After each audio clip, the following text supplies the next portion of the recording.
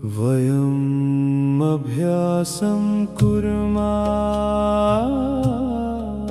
हम अभ्यास करते हैं। अधोलिखितानां प्रश्नानां एक पदेन उत्तरतर अर्थात नीचे लिखे गए प्रश्नों के उत्तर एक शब्द के द्वारा दो। भाग क गंगाम उभयतः के आसन अर्थात गंगा के दोनों ओर क्या थे, तो इसका उत्तर है वृक्षाः। भाग ख कूपे कह निवसति समा अर्थात कुएं में कौन रहता था, तो उत्तर है गंगदत्त। भाग ग गंगदत्तस्य दुर्व्यवहारेण के रुष्टाः अभवन् अर्थात गंगदत्त के व्यवहार से कौन दुखी थे, इसका उत्तर है भेकाः अर्थात मेंढक। भाग घ कूपात् बहिः आगत्य गंगदत्तः कस्य समीपम गतः अर्थात कुएं से बाहर आकर गंगदत्त किसके पास गया, तो इसका उत्तर है सर्पस्य। भाग न सर्वान् भेकान् कः अभक्षयत् अर्थात सभी मेंढकों को कौन खा गया, तो इसका उत्तर है सर्प।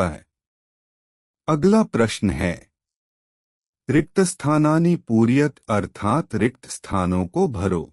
इसके भाग अ में कहा गया है पट्टिकातः अव्ययपदानि चित्वा रिक्त स्थानानि पूरयत अर्थात दी गई इस पट्टी में से अव्यय शब्दों को चुनकर खाली स्थानों को भरो। पट्टिका में पहला शब्द है विना अर्थात के बिना, विदाउट। बहिः अर्थात बाहर। प्रतिदिनम अर्थात हर रोज। पुनः अर्थात फिर से। का वा अर्थात कहा। ततः अर्थात वहां से। अब खाली स्थान देखते हैं। भाग क परिश्रमम रिक्त स्थान न सुखम, तो यहाँ आएगा विना अर्थात परिश्रम के बिना सुख नहीं है। भाग ख सर्पः रिक्त स्थान पलायितः, यहाँ आएगा ततः अर्थात सांप वहां से भाग गया। भाग ग छात्रः रिक्त स्थान विद्यालयं गच्छति, यहाँ आएगा प्रतिदिनम अर्थात छात्र प्रतिदिन विद्यालय जाता है। भाग घ रिक्त स्थान ते निवासः, यहाँ आएगा क्व अर्थात तुम्हारा निवास स्थान कहाँ है। भाग न वर्षा काले रिक्त स्थान मा गच्छ, यहाँ आएगा बहिः अर्थात वर्षा काल में बाहर मत जाओ। भाग च गंगदत्तः कूपम न रिक्त स्थान एति, यहाँ आएगा पुनः अर्थात गंगदत्त कुएं में फिर नहीं आया। अब प्रश्न 2 का भाग ब देखते हैं। कोष्ठकात् उचितम शब्दम चित्वा रिक्त स्थानानि पूरयत, कोष्ठक से अर्थात यहाँ से उचित शब्द को चुनकर खाली स्थान भरने हैं। यहाँ पर इन वाक्यों में कुछ उपपद दिए गए हैं।